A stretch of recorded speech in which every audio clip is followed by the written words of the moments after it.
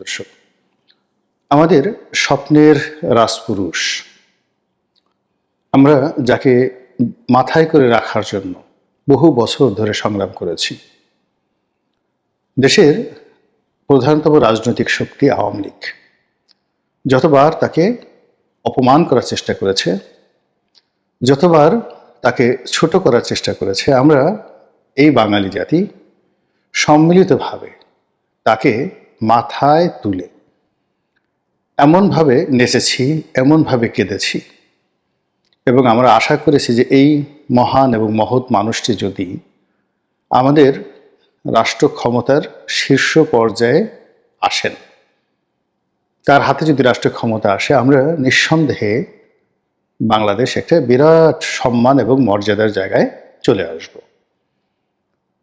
প্রকৃতির যে লীলা খেলা, সেই লীলা খেলায় আপাত দৃষ্টিতে মনে হচ্ছে আল্লাহ আমাদের দোয়া কবুল করেছেন। শেখ হাসিনা চলে গেছে, আওয়ামী লীগ চলে গেছে, আর সেই জায়গাটিতে বিশ্ব মানব ডক্টর মোহাম্মদ ইউনূস ক্ষমতায় বসেছেন।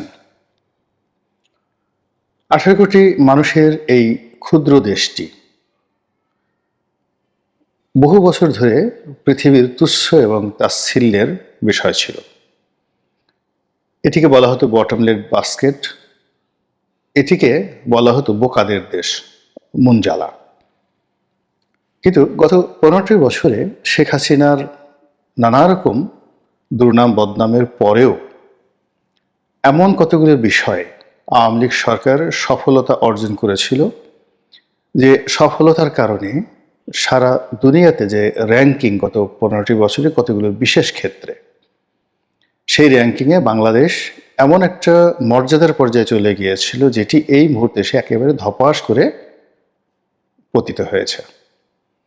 যেমন আমাদের শিক্ষার হার, তারপর গর্ভবতী মায়েদের পরিচর্যা, তারপরে নতুন যে শিশুরা জন্মগ্রহণ করে, নিউবর্ন বেবি, এরপর প্রান্তিক পর্যায়ে জনগণের মধ্যে যে স্বাস্থ্য সেবা পৌঁছে দেওয়ার যে পরিকল্পনা শেখ হাসিনা নিয়েছিলেন কমিউনিটি ক্লিনিকের মাধ্যমে, এই পুরো বিষয়টি জাতিসংঘের যে ইন্ডেক্সগুলো রয়েছে, সেই ইন্ডেক্সে রীতিমতো সাড়া ফেলেছিল। এর বাইরে এদেশের জিডিপি, এদেশের অর্থনৈতিক উন্নয়ন এবং ব্যবসা বাণিজ্য থেকে শুরু করে গ্লোবাল যে কানেক্টিভিটি, সেই কানেক্টিভিটির যে জায়গাটিতে গত 15টি বছরে আমরা চলে গিয়েছিলাম, তার ফলে আমেরিকা, ইংল্যান্ড, ফ্রান্স, ভারত থেকে শুরু করে বিশ্বের সকল পরাশক্তি বাংলাদেশের সঙ্গে ব্যবসা করার জন্য, বাংলাদেশের পণ্য নেওয়ার জন্য, বাংলাদেশে বিনিয়োগ করার জন্য তাদের মধ্যে যে আগ্রহ ছিল, এবং সেই আগ্রহের কারণে বিস্ময়করভাবে গত 10 বছরের মধ্যে এইরকম গ্রোথ আর কোনো দেশের হয়নি, যেটি একটা দেশকে আমরা একেবারে অতি দরিদ্র, হতদরিদ্র, সেই হতদরিদ্র দেশের যে তকমা, সেখান থেকে আমরা বের হয়ে এসে মধ্য আয়ের একটি দেশে পরিণত হওয়ার জন্য জাতিসংঘের যে ধরনের শর্ত দরকার, প্রায় সব শর্ত আমরা পূর্ণ করে ফেলেছিলাম। কিন্তু এই গত 1 বছর, অর্থাৎ ইউনূস সরকারের 10 মাস আর তার আগের 2 মাসের যে আন্দোলন এবং লড়াই এবং সংগ্রাম, এই সংগ্রামের ফলে আমাদের যত উন্নয়নগুলো রয়েছে সেগুলো যে কোন পর্যায়ে পৌঁছে গিয়েছে আমরা এখন বলতে পারবো না।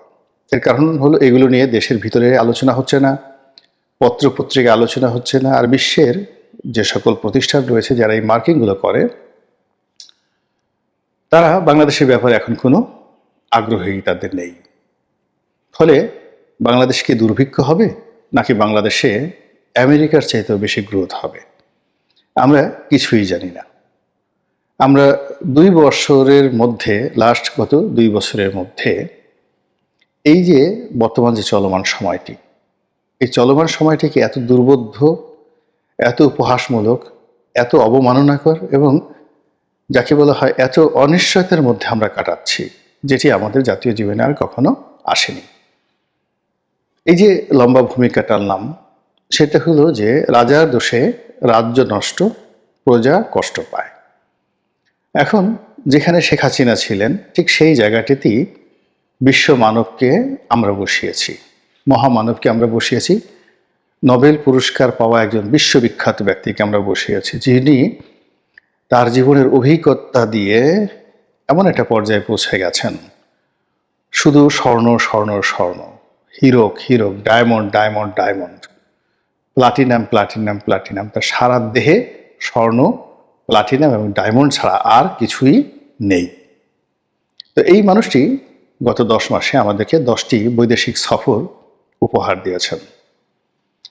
এই 10টি বৈদেশিক সফর এবং এখন 11তম সফর তিনি করছেন, ইংল্যান্ডে তিনি আছেন এবং সেখানে তিনি ইংল্যান্ডের যে রাজা, সে রাজা তাকে সম্মান করবেন, সম্মান জানাবেন, আর সে সম্মানে তিনি ভূষিত হয়ে বাংলাদেশে আসবেন। আর আমরা লক্ষ লক্ষ মানুষ তাকে দেখার জন্য ছুটে যাব ঢাকা বিমানবন্দরে, যেভাবে তিনি নোবেল পুরস্কার পাওয়ার পর আমরা ছুটে গিয়েছিলাম। তো রাজা তাকে কি পুরস্কার দিচ্ছেন তার আগে বলে নেই, ইংল্যান্ডের যিনি বর্তমান রাজা আছেন, তিনি ইংল্যান্ডের গত 100 বছরের মধ্যে সবচেয়ে অজনপ্রিয় এবং সবচেয়ে অযোগ্য একজন রাজা। এবং তার স্ত্রী বিশ্ব নন্দিতা ডায়না, প্রিন্সেস ডায়না, তার সঙ্গে তার দাম্পত্য কলহ, ডায়নার মর্মান্তিক মৃত্যু এবং ক্যামেলিয়া পার্কারের সাথে তার সম্পর্ক এবং বিবাহ, এই বিষয় নিয়ে ব্রিটিশ জাতি এতটা বিক্ষুব্ধ ছিল যে বেশিরভাগ জনমত বলেছিল যে এই লোককে রাজসিংহাসনে বসানোটা ঠিক হবে না, তার চেয়ে বরং তার যে ছেলে তাকে, প্রিন্স উইলিয়ামকে ক্ষমতায় বসানো হোক, এটা অনেক ভালো। কিন্তু রাজনীতির জটিল নিয়মে হয়তো সেটা সম্ভব হয়নি, কিন্তু ব্রিটিশ জনমত এতটা বিক্ষুব্ধ হয়ে পড়েছিল এই চার্লসের ব্যাপারে যে তিনি যেন ক্ষমতায় বসতে না পারেন, এবং সেই কারণে তারা একেবারে রাজতন্ত্রটাই উচ্ছেদ করার জন্য একটা বিশাল আন্দোলন গড়ে তুলেছিল। এবং ওই সময়টাতে ব্রেক্সিট এবং এই রাজতন্ত্র উচ্ছেদ, এই আন্দোলনটা একেবারে এতটা তুঙ্গে পৌঁছে গিয়েছিল যে পরপর বেশ কয়েকজন ব্রিটিশ প্রধানমন্ত্রীকে ক্ষমতা হারাতে হয়। তো এই মিস্টার চার্লস তিনি একটা এনজিও করেন। ইউরোপেও সব রাজনৈতিক দলেরই স্বেচ্ছাসেবকমূলক প্রতিষ্ঠান থাকে, এনজিও থাকেন। তো তারও এরকম একটা এনজিও আছে এবং সেই এনজিওর পক্ষ থেকে পুরস্কার দেওয়া হচ্ছে বিভিন্ন জায়গার, এবং সেই পুরস্কারের মধ্যে এখন যাদেরকে এই বছর দেওয়া হচ্ছে একমাত্র এশিয়া ইউরোপে এই ডক্টর মোহাম্মদ ইউনূসের নামটাই মানুষজন চেনে বা জানে, এর বাইরে অন্য যারা আছে সবই অখ্যাত। এবং ব্রিটিশ এই ধরনের একটা পুরস্কার বা রাজার একটা এনজিওর একটা পুরস্কার, যেমন ধরুন আমাদের শেখ হাসিনা, আমাদের বেগম খালেদা জিয়া কিংবা আমাদের এরশাদ, তাদের একটা অনেক সময় পারিবারিক এনজিও থাকে। তো সেরকম একটা এনজিও একটা পুরস্কার দিচ্ছে, সেই পুরস্কারটা নেওয়ার জন্য তিনি এই গরিব মানুষের বাংলাদেশের অর্থ খরচ করে ব্রিটেনের সবচেয়ে অভিজাত হোটেলে তার বিরাট লাটবহর নিয়ে তিনি সেখানে অবস্থান করছেন আর বলছেন যে এটা তার রাজকীয় সফর, মানে রাষ্ট্রীয় সফর। কিন্তু আমরা দেখলাম যে এয়ারপোর্টে, মানে হিথ্রো বিমানবন্দরে তিনি যে নামলেন, তার ব্যাগ টানার জন্য তার প্রেস সেক্রেটারি ছাড়া আর কেউ ছিলেন না, নম্বর 1। এমনকি তার একটা ছবি তোলার জন্য একটা ক্যামেরাম্যান সেখানে ছিলেন না। মিস্টার শফিক তিনি তার নিজ ক্যামেরা দিয়ে যে ছবি তুলেছেন ইউনূস সাহেবের, তো সেই ছবি আমরা দেখেছি। এবং সেখানে বাংলাদেশের যে রাষ্ট্রদূত যিনি ইংল্যান্ডে আছেন, সেই ভদ্রমহিলার সঙ্গে তিনি করমর্দন করছেন, হ্যান্ডশেক করছেন, এবং সেই হ্যান্ডশেক করার সময় তাকে খুবই বিভ্রান্ত, খুবই উদাসীন, খুবই ক্লান্ত, খুবই বিধ্বস্ত, খুবই অপমানিত বলে আমাদের কাছে মনে হয়েছে। যাই হোক, তিনি এখন সেই হোটেলে আছেন, কিন্তু হোটেলের বাইরে তিনি বেরোতে পারছেন না বা পারেননি। এর কারণ হলো যে তিনি যে 4 দিনের সফরে গিয়েছেন, এই সময়টিতে আওয়ামী লীগ সেখানে ব্যাপক বিদ্রোহ করছে, বিক্ষোভ জানাচ্ছে, এবং এত বড় বিক্ষোভ নিকট অতীতে ইংল্যান্ডে বাঙালিরা করেনি, যেটা ডক্টর মোহাম্মদ ইউনূসের জন্য করা হচ্ছে। এবং যে খবর আসছে সেটা হলো যে তাকে হোটেলের পিছনের দরজা দিয়ে ঢোকানো হয়েছে এবং তিনি এই বিক্ষোভের কারণে হোটেল থেকে বেরোতে পারছেন না। যত মেহমানরা আসছেন হোটেলের ভিতরে এসে তার সাথে দেখা সাক্ষাৎ করছেন। তার সঙ্গে ব্রিটিশ প্রধানমন্ত্রীর একটা বৈঠক হওয়ার কথা ছিল। আজকে আমি যখন এই ভিডিওটি করছি 11 তারিখে, আজকের তরতাজা খবর হলো এখনো পর্যন্ত ব্রিটিশ প্রধানমন্ত্রীর সঙ্গে তার বৈঠকের কোনো শিডিউল পাওয়া যায়নি, এবং তার যে প্রেস সচিব তিনি আজকের দিন পর্যন্ত যেটি জানিয়েছেন সেটি হলো ব্রিটিশ প্রধানমন্ত্রীর সঙ্গে তার বৈঠক অনিশ্চিত। তো এখানে রাষ্ট্রীয় সফরটা কিভাবে হলো? এর মধ্যে আমরা দেখলাম যে বাংলাদেশি বংশোদ্ভূত যাদের সঙ্গে মানে তারা মূলত বর্তমান ক্ষমতাসীন দল নয়, লেবার পার্টি নয়, বিরোধী দলের সংসদ সদস্য, তারা 4-5 জন এসে ডক্টর মোহাম্মদ ইউনূসের সঙ্গে দেখা করেছেন। এর মধ্যে 2 জন বাঙালি বংশোদ্ভূত রমণী যারা ওখানে ব্রিটিশ সংসদে এমপি হিসেবে নির্বাচিত হয়েছেন, তার মধ্যে রূপা হকও আছেন, তিনি দেখা করেছেন। বলা হচ্ছে যে বিশাল এক গ্রুপ সংসদ সদস্য সেখানে দেখা করেছেন। তারপর 2-3টি বহুজাতিক কোম্পানির তৃতীয় সারির কর্মকর্তা দেখা করেছেন, যেমন এয়ারবাস, ফ্রান্সের এয়ারবাস। আপনারা জানেন যে ফ্রান্সের এয়ারবাস বাংলাদেশে বিক্রি করার জন্য শেখ হাসিনার আমল থেকে দেন দরবার হচ্ছিল। তো সেই এয়ারবাস কোম্পানির একজন ভাইস প্রেসিডেন্ট, প্রধান ব্যক্তি নয়, ভাইস প্রেসিডেন্ট, তিনি ডক্টর মোহাম্মদ ইউনূসের সঙ্গে দেখা করতে এসেছেন। যদি শেখ হাসিনার জমানায় হতো তাহলে এই ভাইস প্রেসিডেন্ট বাংলাদেশ বিমানের ম্যানেজিং ডিরেক্টরের সঙ্গে দেখা করতে পারতেন না।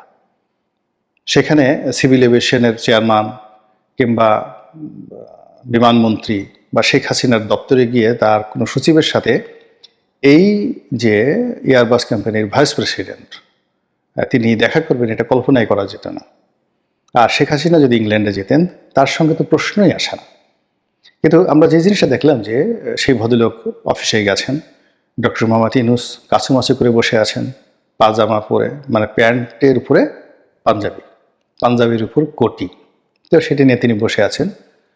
আর তার সামনে ওই যে ভাইস প্রেসিডেন্ট, তিনি একেবারে পায়ের উপর পা তুলে অ্যাজ ইট ইজ, মানে এটা না দেখলে আপনার ছবিটার বডি কন্ট্যাক্ট দেখলে বুঝতে পারবেন যে এয়ারবাস কোম্পানির ভাইস প্রেসিডেন্ট ডক্টর ইউনূসের সামনে যে বডি ল্যাঙ্গুয়েজ প্রদর্শন করেছেন ওটা আমাদের বাঙালি জাতির সকলের উপর রীতিমতো চপেটাঘাত। তার তো ওখানে আপনাদের মনে আছে যে শেখ হাসিনার জমানাতে একবার জন কেরি, মার্কিন পররাষ্ট্রমন্ত্রী, তিনি বাংলাদেশে এসেছিলেন। তো তিনি পুরোটা সময় কুঁজো হয়ে শেখ হাসিনার পিছনে পিছনে হেঁটেছেন বাংলাদেশে, এবং এক হাত আর এক হাতের সঙ্গে জোড় করে, এবং হাঁটতে গিয়ে তিনি কখনোই সমান্তরালভাবে তার সঙ্গে তিনি হাঁটেননি। এটা হলো রাষ্ট্রনায়কোচিত ব্যবহার। বেগম খালেদা জিয়ার দিকে তাকান, তিনি যখন ভারতে গিয়েছিলেন, প্রধানমন্ত্রী মনমোহন সিং এবং রাষ্ট্রপতি, কিভাবে মনমোহন সিং, তিনি তখন বিরোধী দলীয় নেত্রী 2011 বা 12 সনের দিকে, তো বাংলাদেশের একজন বিরোধী দলীয় নেত্রী তিনি ভারতে গেছেন, আর ভারতের ক্ষমতাসীন প্রধানমন্ত্রী তাকে বিমানবন্দরে রিসিভ করার জন্য এসেছেন। তার সেই যে রাজসিক প্রেজেন্টেশন, তার যে হাঁটা, তার সালাম দেওয়া এবং নেওয়ার মধ্যে যে মাধুর্য, সেইগুলোর সঙ্গে কিংবা এর আগে এরশাদের সাথে, জিয়া রহমান সাহেবের সঙ্গে আমরা যাদেরকে পেয়েছি, বঙ্গবন্ধুর কথা তো বাদই দিলাম, তো অন্য যাদেরকে পেয়েছি তাদের সঙ্গে এই যে আজকের যে ছবিটি ইংল্যান্ডে আমরা দেখলাম, হোটেলের মধ্যে তিনি কাছুমাছু করে যেভাবে বসে আছেন, এটা মানে আমাদের জন্য রীতিমতো অবমাননাকর।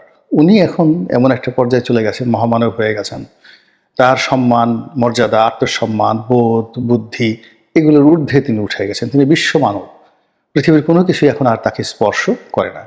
কিন্তু আমরা তো ভেতো বাঙালি, আমাদের ভাতে একটু পানি কম হলে, ভাত একটু পচে গেলে আমাদের খুব কষ্ট লাগে, ভীষণ রকম কষ্ট লাগে।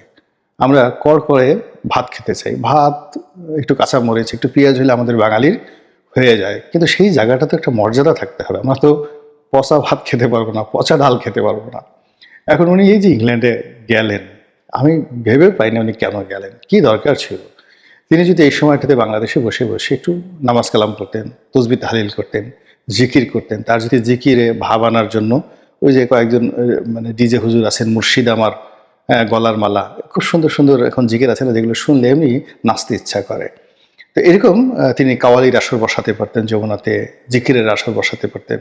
বা বাংলাদেশে অনেক আন্তর্জাতিক মানের যাকে বলা হয় কারি রয়েছেন, যারা বিশ্বের বিভিন্ন রাজপ্রাসাদে গিয়ে রাজাবাদশাদের যে মাহফিল হয়, কোরআনের মাহফিল হয়, সেটা আয়াতুল্লাহ রুহুল খামেনি বলেন, মিশরের প্রেসিডেন্ট বলেন, মরক্কোর বাদশাহ বলেন, এই সমস্ত রাজকীয় অনুষ্ঠানে কোরআন তেলাওয়াত শোনাতে যান বাংলাদেশে এরকম অনেক কারি আছেন, বিশ্বনন্দিত। তো তাদেরকে ডেকে এই সময়টিতে তিনি যদি এরকম একটি মাহফিল করতেন এবং বাংলাদেশের যত আলেম ওলামারা আছেন তাদেরকে দাওয়াত করতেন, খাওয়াতেন, এরকম এক একটা মাহফিলে তার যমুনা যে বাসভবন সেটার মধ্যে যে পবিত্রতা আসতো, তা না করে তিনি সেই ইংল্যান্ডে গেছেন। তারপর শেষে আমি এটা বুঝিও না যে এই মানুষগুলো কেন এত ঘন ঘন বিদেশে যায়। প্লেনে যায়, মানুষ মদ খায়, আপনি খান বা না খান, কিন্তু আশেপাশে সেই রেড ওয়াইন সার্ভ করছে, তারপর শেষে যা কিছু হচ্ছে ওগুলো আপনাকে দেখতে হবে।